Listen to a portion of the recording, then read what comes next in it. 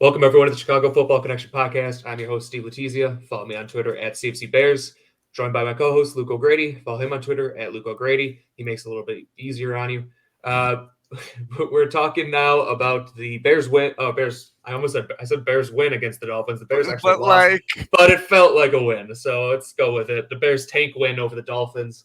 Sorry we couldn't go live after the game like we normally do. I had some things that I had to take care of, but we're doing this the next day. So we've had some time to digest it, had some time to kind of come down from the high a little bit, but I don't know. I'm still kind of up a little bit for on my high, my Justin Fields high after watching that game. So obviously that was probably one of the better games we've seen Justin Fields play, especially from a rushing standpoint. But it's just the last three, really the last 5 games has been a completely different quarterback than he was at the beginning of the year. At this point, I don't think there's any doubt in the world that he is the quarterback of the future, and not only a quarterback of the future, but a rising superstar in this league, which is crazy to say because in my lifetime, that's never been the case for a Bears quarterback. But that's where reality we're living in. So it's exciting reality we're living in. Luke, I'm curious to hear your thoughts. I know you'll be excited about what you saw yesterday. I think we just got to talk about Justin Fields. It's just essentially a Justin Fields podcast. yeah, I mean, if it is to some extent, because if you wanted to talk about the Yeah. defense, it actually wasn't the best day. Yeah. But man, as far as losses come, especially in a season where we've talked about it before, there has to be a little bit of grains of salt taken with all these losses. A loss doesn't get as good as that. Especially, I Yeah. mean, at least coming from where we've come from. If you were a team that's always had good offenses like the Cowboys, and those are the type of games you always lose, maybe it would feel a little bit more sour. But we don't usually lose games like that. We don't have these 3 game stretches where we're scoring. I saw a stat that the last 3 games the Bears have scored on 53% of their drives, and that's the highest rate in the NFL. And that just doesn't seem real, man. Yeah, I mean, what we scored 32, 29, and then 30. How many? 33 is what we scored, Something like something like that. that. So in 3 straight games, I can't remember the last time the Bears have scored 30 points in 3 straight games. The offense is the best offense we've had, even when we had Cutler and that first 6 games of Mark Trestman, Yeah. when the offense was kind of humming. It didn't feel like this. It felt like we're like almost effortlessly scoring, which Dude, that is is exactly weird. what I was gonna say. It doesn't feel like it's like a grind. Before it was like, Yeah, like every 6 yards was so precious, yeah, and now it's like Justin will come off play fake and just hum one, like that hook yeah. route to Pettis in the first quarter. That was like such a cool and easy like 17 yards, and it's chunk plays Right. like that are just happening way more often. Exactly. It doesn't. Nobody pinch me. Yeah, like it's like my whole life. Our quarterback drops back to pass, and I hold my breath, and I don't have to Literally. do that anymore. I could just enjoy watching a football Dude, game, when we which got is back on great. defense, it was like, okay, we're back on defense. Like they can't hurt Yeah, us right now. right. I've been back on defense. I'm like, okay, I'm gonna do some laundry or something while we're on defense, and I'll come back when we're on offense because I really Uh, didn't care about what our defense looked like.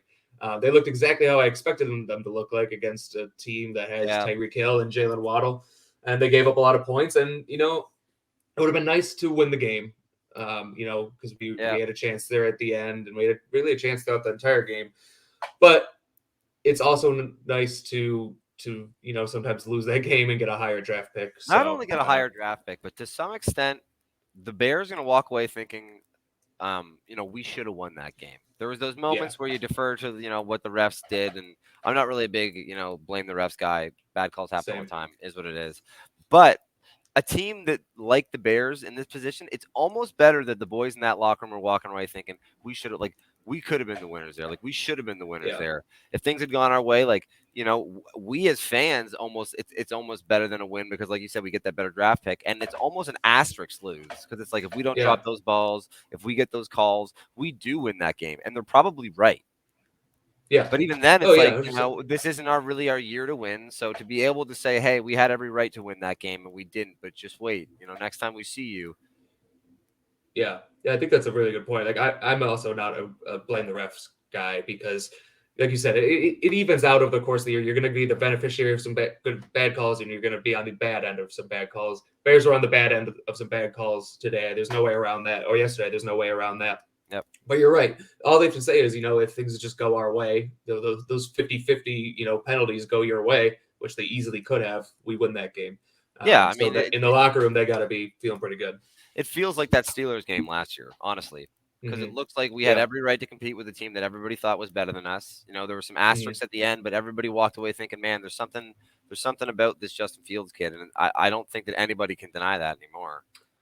Yeah, and the national media is starting to pick up on that too. It's no longer just the Bears Twitter, screaming into the void about how good Literally, Justin Fields is. The national everybody's media talking is about how everyone's crazy is it starting. to have everybody talking about your quarterback?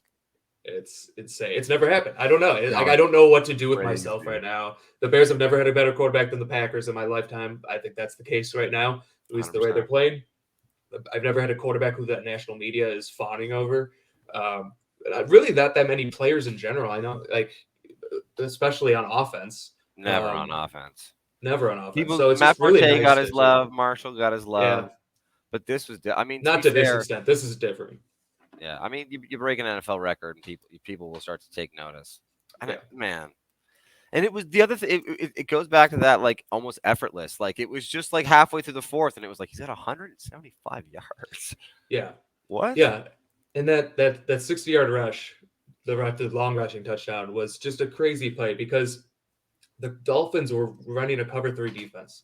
They were in a defense that you should not be able to run have a QB run on. Usually that's against No. man coverage. You have your cornerbacks have their back to the Everybody's play, and looking at the quarterback. everyone was looking at the quarterback. All 11 guys on the defense were looking at the quarterback, and he was still able to score. That little Little pump fake. He got man. me. I thought it was still. The other thing too is like that. The more you watch how he gets defended, the more like plays like that are almost feel like they're going to be available every week. And it sounds Mhm. ridiculous, but he had one against he had one against Minnesota called back. Mhm. He ripped off like a 35 even like he ripped off a 35 yarder against Washington. He had a couple of really nice runs against Dallas. Even like the ones where it's just like the zone read keep and he's off to the sideline. It's such a quiet 16 yards. Like he's rumbling. Yeah. Yeah, and the other thing with his rushing ability, because obviously rushing ability fantastic the last 3 weeks. Passing good has been good over the last 5 Yeah, weeks, but still room for improvement. I think yeah, for everyone can sure. say there. But the good thing about his rushing ability is what it's going to do to defenses is they're going to have their defensive ends containing on every play, not just rushing upfield, rush passer. That's going to help your offensive tackles. They're also going to have to play a lot more zone defense. We talked about this in the Cowboys game. Mhm. The Cowboys played a lot of cover one, cover zero because they have no respect for our wide receivers to get open one on one. So now their teams are going to have to play a lot more zone to combat Fields' rushing ability, and that's going to open up windows to throw. It's going to help the offensive line. It's just going to steamroll for that. Obviously, Chase Claypool helps that too because he's a legit wide receiver that the Bears really didn't Yep. have besides Mooney. So that's going to all those things are kind of making it easier for this offense to throw the ball. So I do expect more games in the next couple of weeks of Fields, getting close to 300 yards passing. Yep. Well, when teams try and take away his rushing ability. Yeah, some of those shots are going to hit. I mean, Yeah. you can look back to there's a couple of balls that if they just went one way or the other, or if they were caught, or if we got that pass interference, there's Mhm. probably 200 or 300 yards left on the table the last couple of weeks. Yeah. I mean, Valus Jones drop comes to mind. yeah. And then there was early in the game, there was a play to Claypool where they did call pass interference. And that was, Yep, I think we turned that into a touchdown. So that was a 50-yard penalty yep, essentially, which is essentially would be passing yards. So it's already kind of happening. The more Claypool gets into the offense, the more, he only played like 26 snaps. He's going to be playing yep. 50 snaps, 50, 60 snaps going forward. So I thought his that's snaps just were going to really go. encouraging. I I liked know how that. they tried to get him involved early. Uh, that was good to see. Yeah, So yeah, I think nothing the but play encouraged calling about early that. treated him like a playmaker, which is how you should do it. Hmm. But I also think that the reps where we were kind of expecting him to do the things that we would trade for him for, like those deep reps, he like those reps were his best reps. I mean, like he burned Yeah, both the guys that were covering him on those deep shots that should have been both PI. Those were really well stemmed and like maintained. And I think that I mean that's going to translate to big plays here more often than not, which is like to think when you think about the fact that we've gone over 225 rushing yards in the last 4 games in a row, like what, once this offense on the passing side starts to operate with 10 to 12% more efficiency is all it would take for this to really like become yeah. you know It's hard to go from. It's almost like we're almost like numb to be able to say that this offense could legitimately be elite. But that is Yeah. that is the problem that Justin Field poses. I was thinking about this yesterday, and I'm curious your thoughts. I was thinking about what the Bears' record would be if just taking offense into account. Like, what is their offensive record? Like, if their defense was just like kind of average, is this a 10-7 offense, 11-6 offense? Yeah, like I Better? don't. I mean, I don't know. how many teams are scoring 30 points a game right now?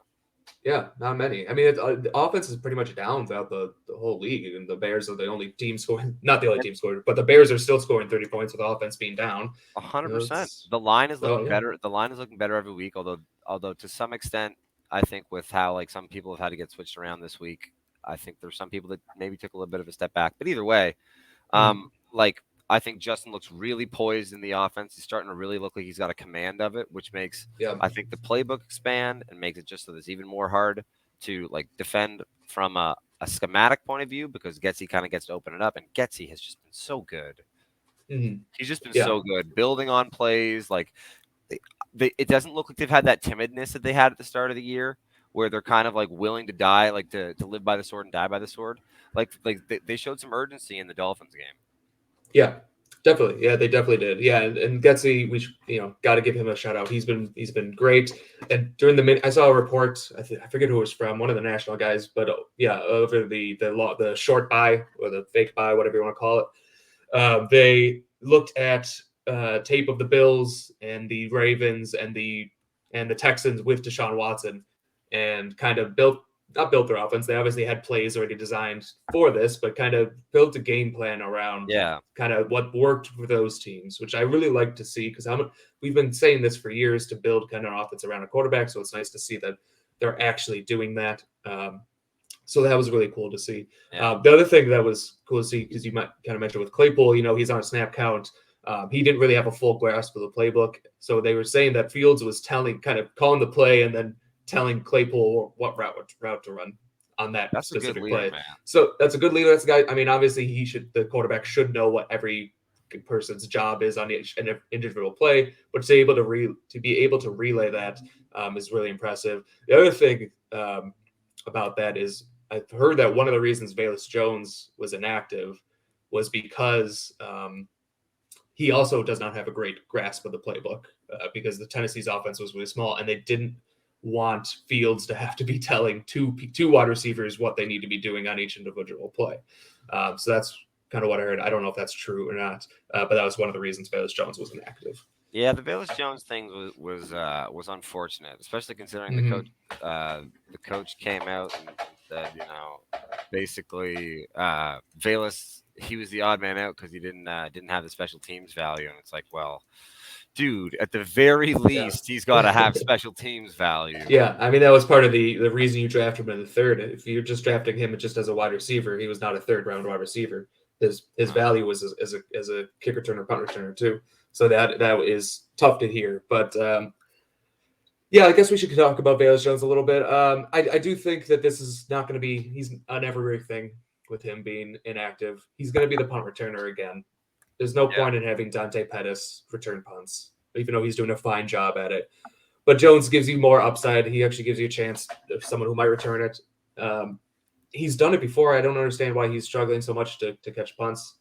But I imagine that will change in the next couple of weeks. yeah. I mean, you could honestly even just say that it's slightly unlucky. He probably had, you're Mm-hmm. in every 1,000 reps, you're doomed to drop, whatever it was, 100 of them, 50 of them. Maybe he Yeah. happened to catch two bad ones in a row in bad spots. It might be that was his, appetite for the entire year, but you do them in the big games like spots, and you don't really have the opportunity to find out.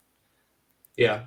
Yeah, exactly. And in terms of the offense, he was always going to be a gadget kind of manufactured touches guy. That's just kind of who he was. Um, but now we kind of have that in Claypool because if you're throwing a wide receiver screen, Claypool can do that. Mooney can do Yeah. that. If you're doing a jet sweep end around, Claypool is really good at that. Yep. Mooney not so much, but Claypool. So he's kind of taken that role.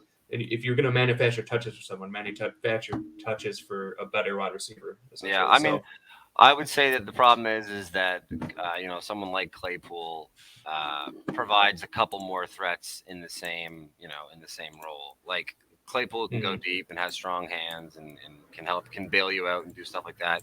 And he can also do the jet sweep and the screen stuff. Even though probably Right. Bayless, does it better because when he did touch it, he moved differently. He really was like he really is Yes. a little bit of there's a little bit of electricity out there, but unless you can kind of do like you got to carve out a spot in the team for yourself. And if there's other people running better routes than you, and you're not going to play special teams well, then you're not going to play. Yeah. Yeah, and I'm not ready to give up on him yet. I think his ceiling was always limited by his age and his the skill Yep. set he brought. So I'm not ready to give up on him. I think he could still kind of be that third, fourth receiver in a good offense. So I'm Yep. not giving up on him, but it's definitely not encouraging that he was a healthy scratch No. this late at week 9 of his rookie year. But as I said, he's not going to be inactive a lot, maybe a week or two more. But I'd imagine they'll want to get him involved Yep. in those screen games and that short passing game. But yeah, I mean, I don't really want them to use him as a vertical threat like they did 2 games ago when he dropped that ball. But you don't need to use them that way anymore. Mooney and Claypool are both good vertical threats. You can use Yep. them horizontally. So there's still a way where he could contribute to the team, even if Yep. it's not, as a top wide receiver. Yep. Yep. I mean, it'll be interesting to see now that we've kind of the roster's taken shape for what it will be for the rest of the year with the trade deadline passing. The holes in the roster are kind of becoming clear week to week, and the off season is starting to become a little bit more. Mm-hmm. Well, it's every week it's becoming more of a focus, especially for a team like the Bears, where we've kind of said, 2022 is maybe not our year. Yeah. Yeah, I mean, I always look for the off seasons. As a Bears fan, off seasons usually are Super Bowl, especially the last few years. So I do always look forward to the off season and doing the team building stuff. But yeah, like you said, I mean, it's clear what we need. We needed one more receiver, probably. We need a Yeah. whole new defensive line, and we need some linebackers, Yep. and some O linemen too. Um, Yeah, I mean, but I think that's pretty obvious at this point. yeah. Bears have a lot of resources to go after those positions. You're probably Mhm. hard pressed to find a single like position group on the team that doesn't need another influx of talent. Right. Well, I'd like to see a good stretch from the young DBs down the stretch because if Kyler Hmm. Gordon and I mean, it's always a tough task. That's probably one of the best receiving duos put together in the last 20 years. But if they continue to string together less than stellar games, it's obviously hard to transition as a DB. But those first 3 picks with Valus being inactive this week is starting to look well. Not great. You want to see some more from it for sure. Definitely. Yes, definitely. That's gonna be something to watch over the last 8 games of the season. Yeah, they didn't seem to play well in this game, but like you said, that's a tough matchup for any Yeah. defensive back, let alone 2 rookies. Um, so I mean, to cover Tyreek Hill and Jalen Waddle and Mike Gesicki and all those guys over the middle Mhm. of the field, they got a lot of weapons there. So that's tough, but it was kind of a step back for them. But we got the Lions next week, so if there's never chance for a rebound game, it's there. Uh, Lions beat the so Packers too. Those yeah, but the Packers, man. Packers Are aren't down good. If we want bad. to talk about how bad the Packers are, I'm always down for that. Well, I mean, it sucks to hear, but also the Rashawn Gary injury, man. Yeah, they had a lot of injuries. You almost reckon that is like putting a bow on the season. Yeah. Did you hear what Devondre Campbell said? No. He said, I mean, this is paraphrasing, but he basically said that like a message to like the Players Association, we got to stop allowing teams to play to have turf and get actual real grass in there because this is 2 straight weeks where we've lost people because of playing on turf.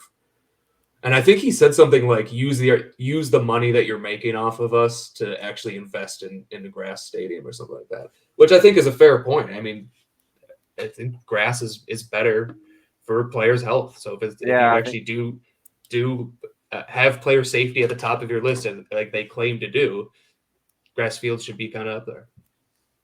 Yeah, man. The non-contact injury is like it's the scariest thing in football. It's so it just oh man, it's gotten so many good people. To be honest, I had this thought last night, and it's one of those things I'm not even sure I like putting out into the universe. But there's probably never been a single athlete on earth whose ACL I cared about more than Justin Fields. Yeah, that's It's just fair. scary Maybe stuff. And the maybe only we're thing I can lucky think that he of plays in Chicago. is Derrick Rose. That's the only ACL I've cared about more probably. But Yeah, yeah, he, right now, Justin Fields, yes. Racquet Maybe it's and maybe bubble it's a wrap. blessing that we play on turf. I mean, we play on actual grass in Chicago. Yeah, I mean the Soldier Field turf might not be the best, but at least it's not hurting people's ACLs. At Yeah, least I knock on all the wood. I know. It's man. Anyway, man. I mean, it was a great tank win. Yes, I think that's a yes, it good, was. way to put it. We saw a lot of really promising stuff by the people on offense. I mean, Mhm. I think I just don't think there's any way you can look at that and not think that Justin Fields is going to be a star. Yep. I mean that we talked a lot about his rushing ability, but that throw to Moody on the touchdown was also just right on the money, and it was a Even great catch by Moody too. So give him credit too. But that was right where it needed to be, outside shoulder. Only the receiver could get it. even Perfect. just the execution on all the touchdown throws in that game were just Yep. yeah. Spot on. Even 2 point conversion too. I mean, it was a easy toss to Wesco, but still right where it needed to be. So, and then that It's last funny. play to ESB that he just dropped was a tough throw on the run, and it put it right where it needed to be. Yeah, dude, that moment did not look too big for Justin Fields. He was rumbling. No, no. I mean, that's how many is that? 3 games now where we've had the ball under 2 minutes, and Justin Fields has done his best, and other people have just let him down. You had the ISM fumble, the ASB drop this week, The and Mooney drop oh, and then the Mooney drop. Yeah, so that's Washington. 3 weeks where Fields put them in Dude, the and right like yo, position. to some extent, those are the those hey, like wait till you see us next time losses that I think are Yes, actually fine for a team like that. Because I think there's no way the Bears haven't thought the same thing. We are 5 plays different from being the Bears could 6-3, easily 6-3 instead of 3-6. easily. Mhm. Easily. And then, you could even say like, it depends on how much you value how much the Bears game got away from them on that Parsons touchdown. But even then, like Yeah. there's a handful of plays this year and the season looks totally different. So it's honestly one of those things where in every one of those games, I think both of us would agree we were wanting the Bears to win. Yes. Like in a I in a know. in a vacuum, it's we always like all week we can say why it makes sense for the Bears to lose, and then as soon as it kicks off, I don't want that other team to score more points than us. Yeah. Oh, 100%. But 100%. then then you lose and you go, well, you know what? Well, you know what? Yeah, then you start rationalizing, and that's exactly Exactly. how you got to do it. And yeah, so as soon as that game starts, I'm all in on the Bears to win. And there is something you said. Yes, I mean tanking gets you a higher draft pick, but there is something said to be for a young team like this to win a few games In too. division, I actually think Bears have played great football. I think in their last 5 games, on at least Hmm. on one side of the ball or the other, a lot of admirable football, and they're 1-4 in those last games. This is Yeah, be a really good game for them to go just beat the crap out of it. actually, yeah, exit. Yep, I was thinking the same thing, and A we'll talk dominant about that. a dominate game. You need to have those close losses, and then some also you mix in some Yeah, dominate games where it's like, okay, we're not like them. We're not like the bottom of the league. We're different. yeah, 100%. It would be a great game to win like 30, 35 to 14, 21, even if it's 35-21 or something like Oh that. Just like a 2 possession game. That'd be yeah. great. The Bears fan in me is now thinking that this is a classic letdown situation with Oh the offense rolling.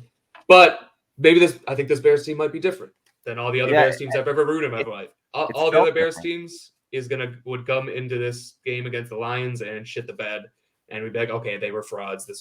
But Yeah, they were. The Lions will expose a fraud, won't they? yep. But then this team I think is different, It could and be. I'll, maybe I'll say and this. There's like I think we would both agree that in a second year quarterback, you are going to have a handful of bad games a year, and I don't think mhm, Justin Fields' bad games are out the window. yes, It would really suck for it to be against the Lions. yeah, yeah, yeah. That's a good thing. That's a good point. I do think Fields is going to make bad decisions this year. It's 100. Yeah, inevitable. Every He's quarterback not does. done making bad decisions. I mean, he made a bad decision on that interception that was Hundred called percent. back because of holding. That was a terrible decision, terrible throw. Kind of just got lucky that they held on that He play. So, did. but but yeah, they're not. But against the Lions, you gotta put up 30 on the Lions and look Is pretty it good. in? Is it in Detroit? Yes, it is because I Okay, was they at got one back to point back. planning on going to the game, but I can't go Yeah. anymore. I can't believe I had every intention of going to that Bears Pats game. It's only 4 hours from me out here on the East Coast, and Mhm. I didn't go because I was like, I don't want to fucking pay $120 to watch the Bears get run over by Bill Belichick on Monday night. I Mhm. know they will, And that was Yeah. that mini bye week. And that was, I mean, to be fair, I think we both agree that the Washington game and the Minnesota game, it did look like Justin was starting to put it together, even though maybe the stats didn't reflect that. That Pats game after the bye week is when it was like, okay, yeah, this guy gets it. Yep. That was the start of it all. Yeah, I agree. But if you would have paid the money to go to that game, they would have lost, probably. Like literally. That's my luck, at least. I went to that game. I was at the game when the Bears were up 20-0 in Lambeau to start the season, the Khalil Mack game. 2018. Wow. Yeah. I was at that game, and then I was at the home opener the following year in Chicago versus the Packers, where they beat us again, like 10-3 or something. Yeah. I just You gotta stop going to openers against the like Packers. literally.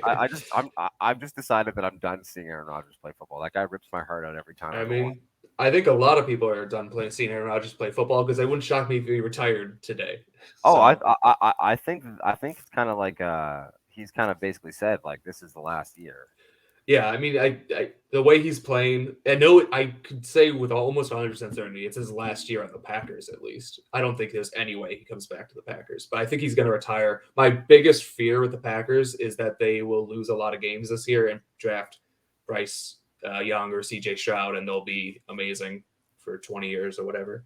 My biggest fear is that they play horrible football all year, but when they come to Chicago, they beat us again before Aaron Rodgers leaves one. That would suck. Just one last time. You know, yeah. That is the game we need. We need that's such a changing the guard game. That game is circled on the calendar. If no other games this year matters, that one does. Yes, I don't care how we look in any other game, what our win-loss record is. I want to, because that would be in Lambeau, right? Because we played them at home, right? Is it in Lambeau? I can't remember now. No, I think it's in Chicago. Okay, it's in Chicago. I thought to myself, hey, next time this guy comes home, the last time he was here, he said he owned all of us. So he caught his true, but next time he comes home, do something about it. Yeah. Yes, and just I hope beat Aaron Rodgers on his way out.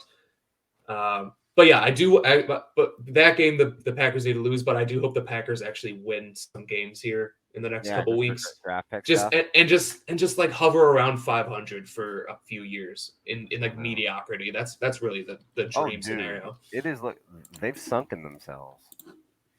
Yeah, like it doesn't look good. They don't have a whole lot of cap money. They got no succession plan. Yeah, it is in Chicago, by the way. Just looked it up. So December 4th. We got a month. All it would take is the Packers to draft a really bad quarterback the next time they have the chance for them to be sunk for another decade. Yeah. Well, they already got Jordan Love. They already drafted one bad quarterback. Let's maybe CJ Stroud and Bryce Young. They could both suck. So they're not sure things. They'll probably draft like Will Levis or something, who will probably suck. Yeah. But anyway, the draft is so far away. We probably shouldn't talk about that. No. All things considered, good week for the Chicago Bears. You want to win every game you play in, but if you're going to lose, that's how you want it to look this year. Exactly. Yep. And this week we'll do a pregame show for the Lions game, but yeah, I really want the takeaway is Bears look good last week. We want them to come out next week and really kind of steamroll a team, which just they got the talent to do it. All they need they got the talent to do it. Make a couple of plays from your because there are playmakers in that defensive backfield. There may be some games where they don't win all their battles, but to their defense, Jalen Johnson had a tip on that underthrown pass at the end of the game to give him a chance. Yeah. So if they can make some plays and the offense can keep rumbling, we could. I don't see any reason why we can't run over these Lions. Is it Sunday 1 p.m.? I believe so. I don't think they put Bears Lions in a primetime game. 4:05. Yeah, the game of the week, Bears Lions. I don't think so. So 1 p.m. But yeah, I always prefer 1 p.m. games anyway, to be honest. But I think that's yep. I think we covered it. We talked for about a half hour. That's pretty good. Thanks everyone for listening. Make sure to like, subscribe, share. We really appreciate everyone's support. Again, we'll be doing a pregame show, maybe a live pregame show. I'm not sure. We'll talk about it, but probably Thursday, Friday, something like that. So stay tuned for that. Make sure to subscribe, like, share, everything like that. All right. Thanks, everyone. Bear down.